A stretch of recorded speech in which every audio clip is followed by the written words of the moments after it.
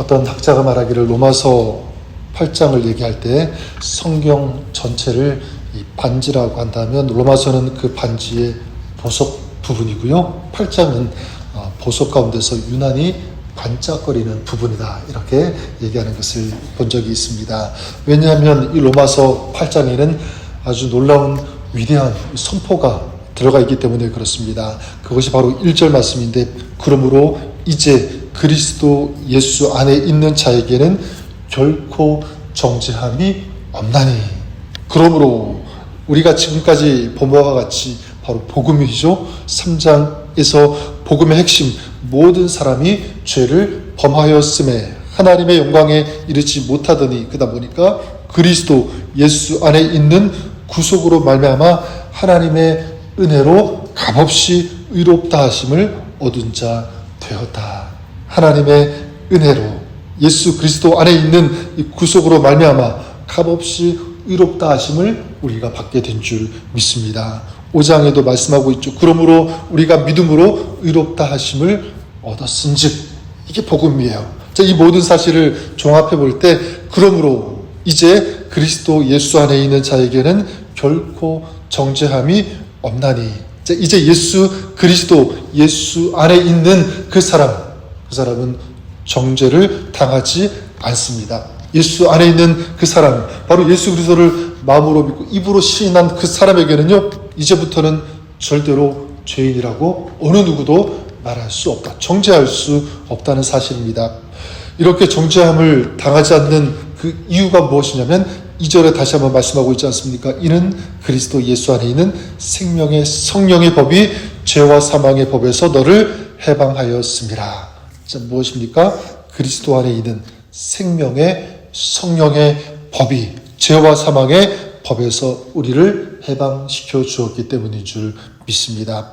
그래 여러분, 하나님은 죄로 물든 또 이 죄를 어떻게 해결할 수 없는 연약한 우리를, 또 율법을 지킬 수 없는 우리를, 독생자 예수 그리스도를 이 땅에 보내어 주심으로, 또 십자가에서 죽으심으로 말미암아 율법을 완성하게 하셨다는 사실입니다. 그래서 3절 말씀, 예수 그리스도가 우리를 위해 십자가에서 죽으심으로 죄와 사망에서 자유할 수 있도록 하셨다라고 선포하고 있습니다. 바로 예수 그리스도께서 죽으시고 율법의 저주를 받으셨기 때문에 우리는 그 율법에서 자유할 수 있게 된 줄 믿습니다. 근데 여기 보니까 그리스도 예수 안에 있는 생명의 성령의 법이 죄와 사망의 법에서 너를 해방하였다.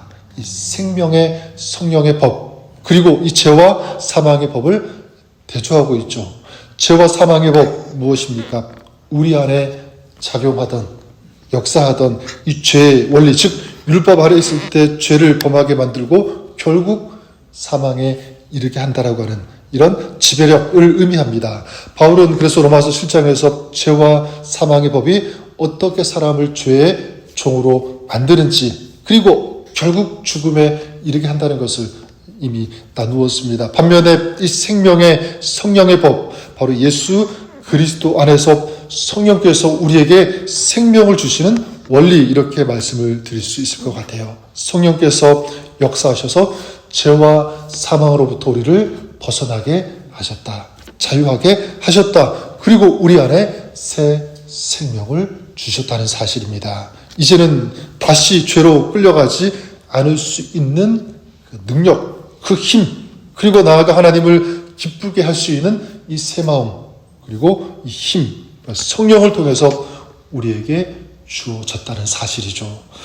여러분, 죄수를 석방하려면 판사가 어떻게 합니까? 석방서를 써줘야 되겠죠? 그래야 이 형무소 소장이 옥문을 열어주게 됩니다. 마찬가지 예수님께서 우리를 위해서 죽으시고 부활하신 것, 바로 우리에게 이 석방서를 써주신 것입니다. 성령께서는 그것을 근거로 우리를 해방시켜 주셨다, 이렇게 볼 수가 있습니다. 저와 여러분, 우리가 이런 은혜를 받은 줄 믿습니다. 주님께서 내 안에 계시고 성령께서 주장하시는 이상 이제 죄가 자기 법으로 우리를 다스릴 수 없습니다. 우리를 정죄할 수 없습니다. 성령이 이 생명의 법으로, 능력으로 이 죄와 사망의 법에서 우리를 해방시켜 주었기 때문입니다. 자, 그렇기 때문에 어떤 누구도 우리를 정죄할 수 없다. 이것이 로마서 8장 1절의 선포인 것입니다.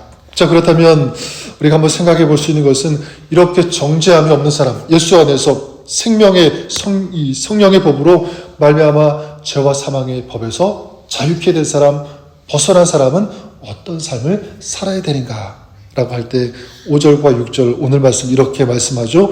육신을 따르는 자는 육신의 일을, 영을 따르는 자는 영의 일을 생각하나 육신의 생각은 사망이요 영의 생각은 생명과 평안이니라.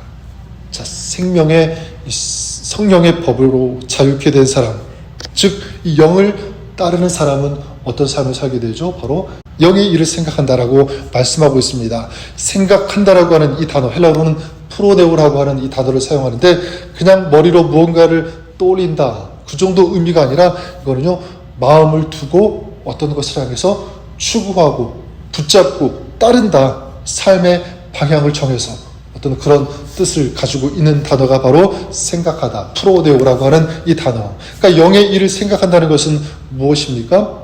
하나님의 뜻을 마음에 품고 마음에 새기고 살아간다라고 볼 수가 있습니다.